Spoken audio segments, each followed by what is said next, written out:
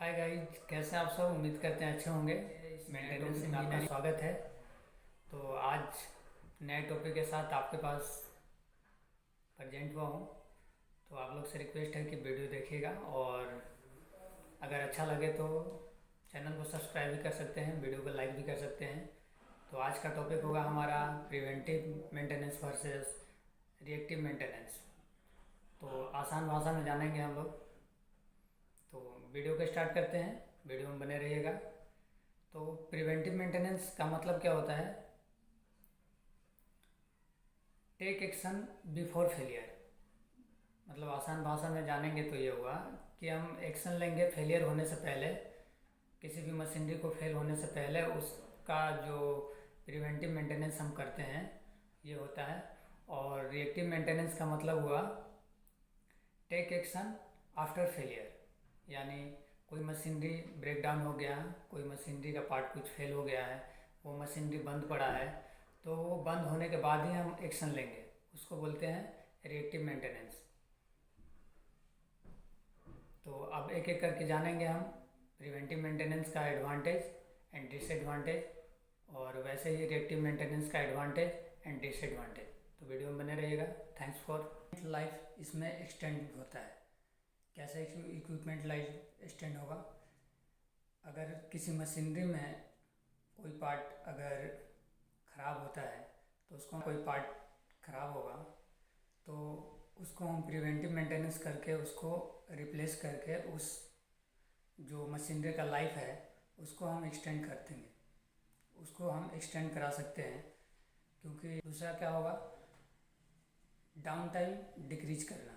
Down time decrease कैसे होगा कि अगर हम प्रिवेंटिव मेंटेनेंस करेंगे उसमें, तो जो पार्ट फेल होने वाला होगा उसको हम मेंटेनेंस करके उसका लाइफ बढ़ा देंगे, सो डैट हमारा डाउन टाइम नहीं होगा। डाउन टाइम यानी ब्रेक डाउन, अचानक जो मशीनरी में कोई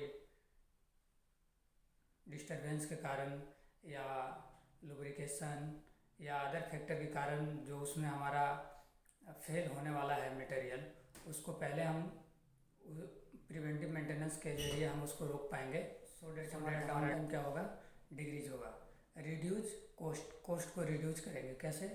तीसरा होगा कॉस्ट रिड्यूस। कॉस्ट को रिड्यूस कैसे कर सकते हैं हम?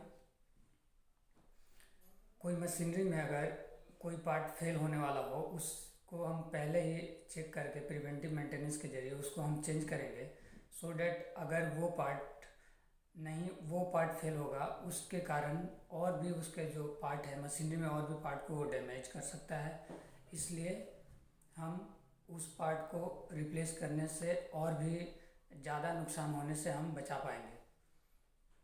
और फिर होगा चौथा होगा सेफ्टी इम्प्रूवमेंट। सेफ्टी इम्प्रूवमेंट कैसे होगा? अगर हमारा मशीनरी पूरा प्रॉपर फंक्शन में रहे और प्रॉपर उसको मेंटेनेंस टाइम टू टाइम देते रहेंगे हम उसको, तो उसमें जो फेलियर होगा वो नहीं होगा। फेलियर अगर नहीं होगा तो जो हमारा सेफ्टी होगा वो इम्प्रूव करेगा। होगा लिमिटेड एनर्जी कंजप्शन। इससे कैसे एनर्जी कंजप्शन लिमिटेड होगा हमारा? अगर कोई भी मशीनरी में हम उसका प्रिवेंटिव मेंटेनेंस करने के बाद करके अगर हर पार्ट को प्रॉपर मेंटेनेंस देते हैं, तो जितना उसको रिक्वायरमेंट होगा एनर्जी का वो उतना ही लेगा। अगर वो फेल नहीं होता है, फेल होने से पहले उसका जो कोई पार्ट का मान लीजिए उसका टाइम है कि 8 घंटा के में उसको मेंटेनेंस चाहिए या 4 दिन में उसको मेंटेनेंस का रिक्वायरमेंट, अगर हम उस टाइम में उसको मेंटेनेंस करते हैं तो उसका जो स्मूथ रनिंग का जो पावर कंजप्शन होगा वो उतना ही लेगा। ऐसे हम एनर्जी कंजप्शन को रिड्यूस कर सकते हैं। फिर क्या होगा, इससे ओवरऑल देखें तो इसमें क्या होगा, प्रोडक्टिविटी हमारा इंक्रीज करेगा। अगर हम टाइम टू टाइम मेंटेनेंस देंगे उसमें, प्रिवेंटिव मेंटेनेंस के द्वारा टूल को चेंज करेंगे, और टूल को चेंज करने के बाद उसमें एनर्जी कंजप्शन लिमिटेड होगा, तो हमारा मशीनरी एक स्मूथ वे में रन होगा, जिससे हमारा प्रोडक्टिविटी इंक्रीज होगा। और एट द एंड अगर प्रोडक्टिविटी हमारा इंक्रीज होगा तो हमारा जो कंपनी का प्रॉफिट होगा वो अर्न करने में हमें सहायता मिलेगी प्रिवेंटिव मेंटेनेंस के द्वारा। अब इसका हम जानेंगे डिसएडवांटेज क्या है। प्रिवेंटिव मेंटेनेंस का डिसएडवांटेज जानते हैं। तो क्या है इसमें, जो एक्सपेंडिचर है हमारा, कॉस्ट एक्सपेंडिचर, ये ज़्यादा हो सकता है। ज़्यादा कैसे होगा, चलिए समझते हैं। कोई मशीनरी में कोई पार्ट को चेंज करना है, अगर हम प्रिवेंटिव मेंटेनेंस देते हैं और सभी पार्ट को अगर मेंटेनेंस देने में लग जाएंगे तो उसमें क्या होगा कि हमारा खर्चा बढ़ेगा। जो पार्ट का मेंटेनेंस मतलब अभी नहीं चाहिए था उसको भी हम दे देंगे। हर पार्ट को अगर मेंटेनेंस देंगे, टाइम भी आपके पास ज़्यादा लगेगा उसको। अगर मशीन का एक पार्ट का जो मेंटेनेंस देना था हमको वो 1 घंटा में होना था, अगर हर पार्ट को अगर 10 पार्ट है उसमें, अगर तो 10 पार्ट का मेंटेनेंस देने लगेंगे तो हमको 10 घंटा लगेगा। तो ऐसे मेन पावर कंजप्शन बढ़ जाता है।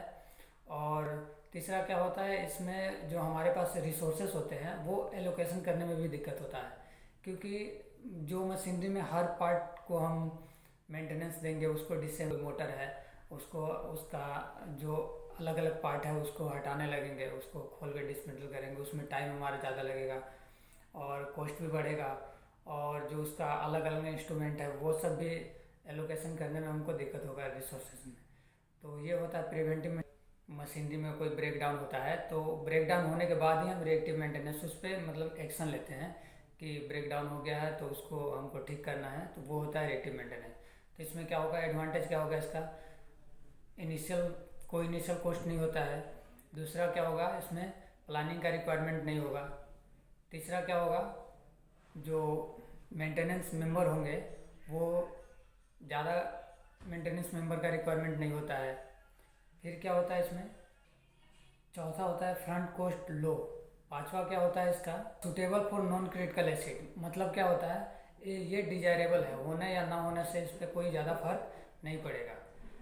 अब इसका हम एडवांटेज आने हैं, रिएक्टिव मेंटेनेंस का अब हम डिसएडवांटेज आनेंगे। क्या होता है, मोर कॉस्ट। रिएक्टिव मेंटेनेंस का डिसएडवांटेज क्या होता है, पहला क्या होता है, मोर कॉस्ट।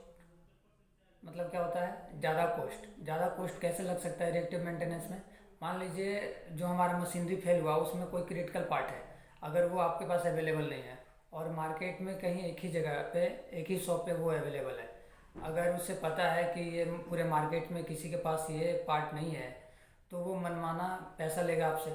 अगर जितना प्राइस होगा उससे ज़्यादा लेगा, हो सकता है डबल भी मांगे। तो आपका रिक्वायरमेंट है, उसको अर्जेंट रिक्वायरमेंट है ताकि आपका प्रोडक्शन ना रुके, तो आपको देना पड़ेगा। और आपके पास टाइम भी नहीं है, यानी वन ऑप्शन आपके पास अवेलेबल है कि लेंगे या फिर प्रोडक्शन रोकेंगे, तो आपको लेना पड़ेगा।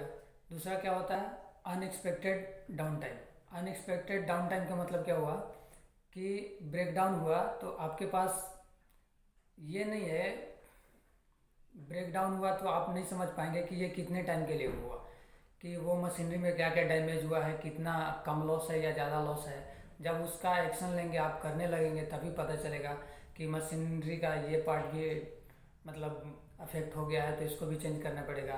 दूसरा पार्ट में देख रहे हैं तो ये भी जल गया है, उसको भी चेंज करना पड़ेगा।